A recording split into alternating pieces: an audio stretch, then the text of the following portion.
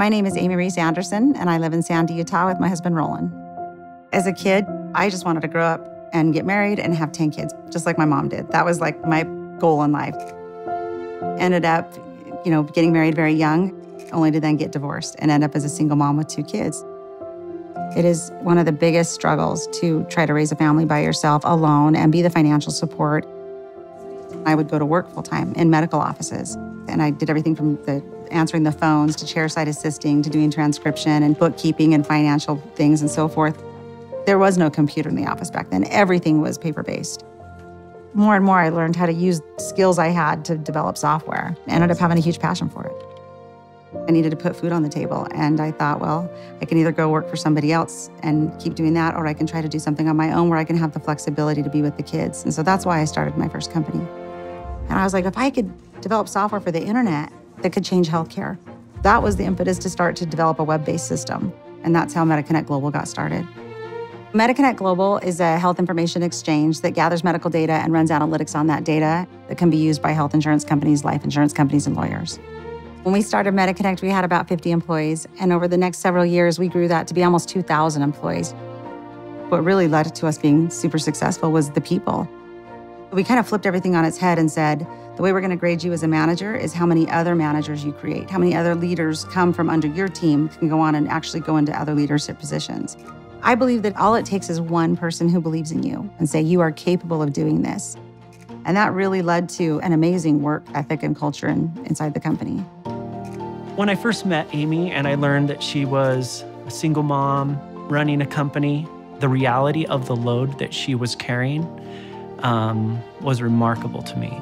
She loves lifting others. She loves to see other people succeed.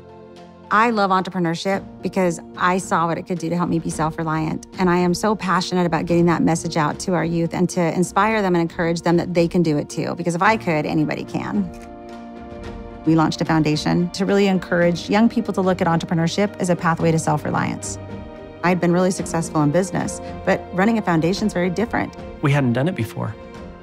How do we effectively spend our time and resources? We were kind of just walking along, doing one step at a time. And once we got involved in the network, we've been able to just run and expand so much faster than we ever would have thought possible. So Roland and I have been able to invest in things like youth entrepreneurs through the high school system. That's a hands-on entrepreneurship program, teaching these kids that when you make a profit, do good in the world, go out and help others. And partnering with the network, we've been able to launch the Amy Rees Anderson Academic Entrepreneurs up at Utah State University.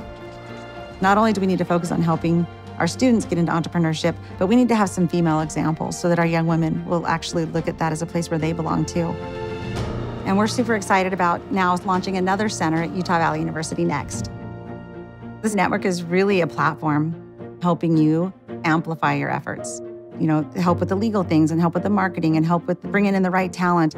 They've got all those people in place and they're saying, leverage these. They've really given me the gift of time, of letting me leverage my time in the most useful way that I can to make the difference I want to. Today we're headed up to Utah State University to go and meet with some of the students in one of our cohorts up there, and we're really excited to go and hear how they're doing. To be able to kind of be an example to these girls of what can be done and of why it's important, it's a privilege for me. I feel like, all that hardship I went through, I feel like, oh, that's why that happened. That's why I needed to go through that so that I could then be there for these girls.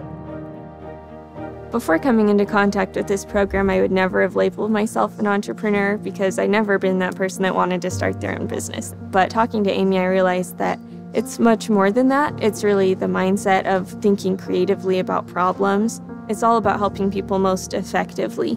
I want to use the skills that I've been given and I've developed to make an impact on my local community and make an impact on other people to help make their lives better overall. Our students are clamoring for the opportunity to rub shoulders with people who have actually been there, been in the trenches, and experienced what business is all about.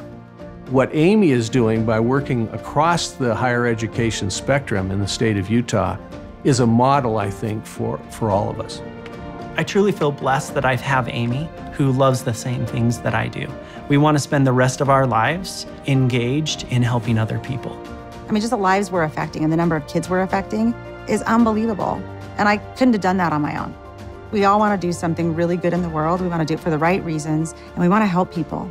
To be part of something where we're actually focused on building people up and making a difference in people's lives, what a blessing, right? What a dream come true. That is the dream for me.